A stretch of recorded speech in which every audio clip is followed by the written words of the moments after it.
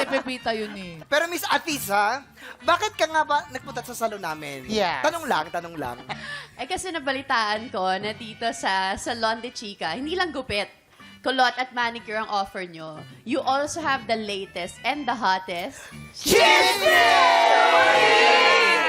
Okay, quiet. Sit down muna, Miss Atisa. Ay, ito na Grabe makinig kayo. naman. So, chismosa rin pala siya. Oo, maganda, beauty ka, pero chismosa, siyempre. Quiet. Ito na makinig kayo lahat.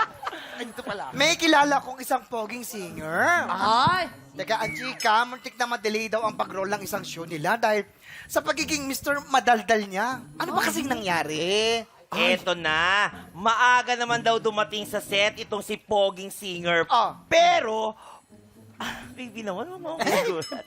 Parang ganito raw kasi ang nangyari. Eto na. Actor's in.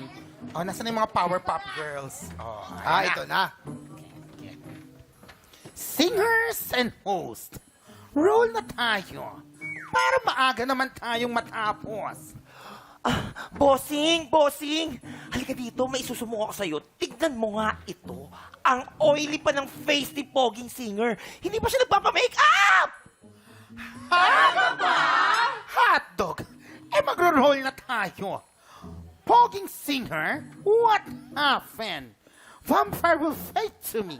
Di ba ang aga mong dumating kanina? Talk to me, Vella. Vella? Are you vampire? Ay, di pala. Hala! Oo nga, no? Ay, nakalimutan ko.